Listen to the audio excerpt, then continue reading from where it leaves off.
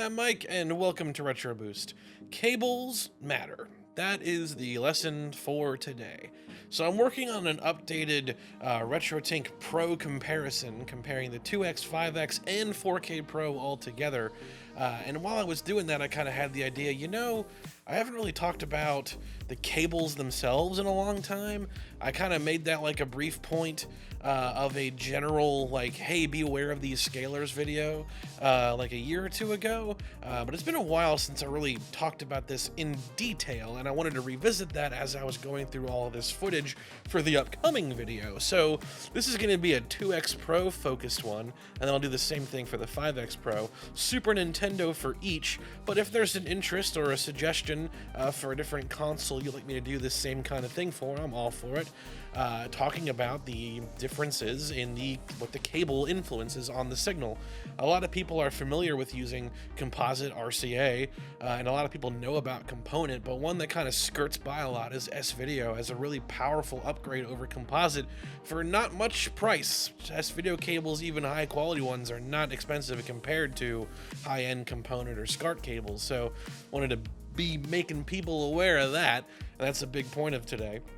So let's get into it, talk about the cables themselves, and then I got a whole bunch of comparisons for you. A lot more detailed than comparisons I've done in the past. We've got standard examples, zoomed in, transitions side by side, all the stuff for you to enjoy there. But first, let's talk about the cables themselves. So for the RetroTINK 2X Pro, 3 cable types are supported. Regular Composite, which I'm sure everyone is familiar with, S-Video, which I'm sure not as many people are familiar with, and then Component, which again I think most people are familiar with. Now obviously if you're someone who's well versed in the retro gaming space, you're familiar with all of these options, but there are a lot of people that I bump into that I talk about this stuff that don't even know that S-Video is a thing that exists, which is why I want to take a moment to highlight it in this video. But first, briefly, Composite. Composite video is like the most basic. It's the one that we're all familiar with and probably grew up with and have used. Practically every game console uses Composite RCA by default, in the retro world, of course, not the modern stuff. However, even some of the modern things supported it. The PS3, the Xbox 360, and the Wii were all composite capable systems. So it's kind of amazing how long that format ran for, how deep it got in the HD era of gaming. It's pretty crazy. The step up from there being S-Video. S-Video breaks the signal up over multiple channels, which is more efficient and makes it higher quality. S-Video, like Composite, is actually available for most systems. You can get them custom made from companies like Retro Gaming Cables UK and others, and it's very widely supported. All the major game systems that I own have S-Video as an option for the most part, not everything, but more than you'd think, which is why it's a great upgrade to look for if you're not using it currently. The step up from S-Video is going to be Component. That's going to be like your top tier. Component and SCART collectively are like the two best options for most systems. That's going to be the highest quality signal, the best resolution support as well for some of the newer systems, as Component can take 480p all the way up to 1080p, whereas S-Video Composite are going to tap out at 480i and not allow that. So that's where Component really becomes the best option. For the 2X Pro, since it can't take 480p signals, you will get the benefit of a smoother signal with better color with Component for certain systems, like say the PS2. But for the Super Nintendo here specifically, Component offers a very different top benefit over S-Video, and that's if you mod the system. So my Super Nintendo was modded, mod work provided by RetroFixes. I was very happy with the outcome. It's a one-chip system with an RGB mod, fixes the center line issue, fixes ghosting, and the colors come off a lot more like normalized, natural. They're not like that crazy kind of overexposed nature that a lot of one-chip systems can have, and that is a feature that only is viewable if you're using a SCART cable or a Component cable. The mod has no bearing if you're using Composite or S-Video, another incentive there. But for the Super Nintendo, you get an RGB output from the system if you use Component or SCART, period. Now, whether those are superior to S-Video by default without the system being modded, that's going to be kind of subjective. So I think that the colors are a little more natural with Component or SCART versus S-Video, but people may like the bright overall nature that S-Video brings to the table. A lot of this is subjective, but the part that's the most important to stress is that the full capability of a modded Super Nintendo is only going to be brought forth if you're using SCART or Component. So there's the basics on all three cable types. Now let's see them all compared in action. So what I've got for you here are a series of side-by-sides, stills, moving images cut down the middle, and some zoomed-in examples of each cable type upgrading to the next. And for the component cables, we have some options, because HD Retrovision's component cables have a toggleable dark versus bright switch. Generally speaking, the dark switch is what's recommended for normal use, but again, if you like the bright switch, more power to you. That's why I'm going to include both examples in this footage. But then we come to scanline generation, and that's where the bright switch has like a new utility. So the 2X Pro does have the ability to add scanlines over the footage to simulate a kind of CRT effect that can help with the overall lower quality of a composite signal, effectively, masking it with the scanlines, adding some clarity through those means. But it takes away from the brightness of the image. Now, S-Video, same thing's going to happen, but with the HD Retrovision component cable, you can flip the bright switch on to get a little bit of a brighter image to help with that offset from the brightness being taken away with the scanlines being activated. For the other RetroTINK devices, like the 5X Pro and the 4K Pro and things like those, they can actually inject HDR into the signal, which really overcomes the brightness issue that comes with scanlines versus the 2X Pro. But the toggleable switch with this is helpful nonetheless. So take a look at these comparisons, and I think the main thing to keep in mind here isn't really which one's better between S-Video or Component. Again, to get the full benefit of the modded system, you gotta use Component or RGB, but really just take note of how much of a jump up those both are compared to Composite. And if you're not using S-Video and you're using Composite now, look into S-Video. I hope this footage helps you make that decision.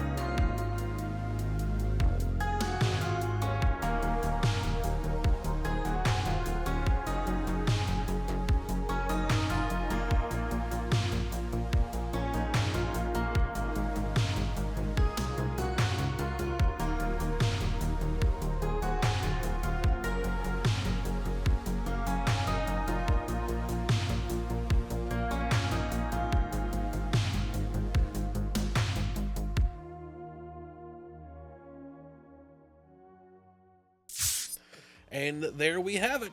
So like I was saying at the start, I think that you look at like S-Video and Component here, and they're really close. Like, it's impressive how good S-Video by itself already is. It's not a simple kind of 1, 2, 3. On a technical perspective, it is. Component / RGB is going to be the best kind of signal to get. But for the Super Nintendo specifically, they're really close, aren't they? This is a one-chip system as well. I have done comparisons of like one-chip versus two-chip systems in the past, plus I've got the modded, pre-modded versus post-modded situation with the Super Nintendo one-chip system that was modded by RetroFixes as well. You can check those videos out to see that kind of content. But for our purposes here, yeah, they're both an incredible upgrade over the default composite experience. You can see how much work those cables do, even for the 2X Pro, which is a 480p output signal, how much better that overall is. I'm going to do the same thing with the 5X Pro, and there's a different advantage with Component with that system, because with the 5X Pro and a Component signal, you can actually calibrate the gain, which is another advantage over S-Video that the system has.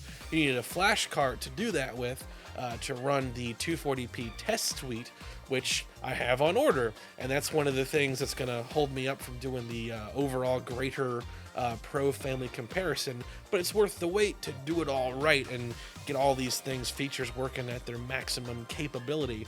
But I wanted to mention that now for anyone that's like, well, why should I look into one versus the other? Now for the 2X Pro, I would say get S-Video, because it's great.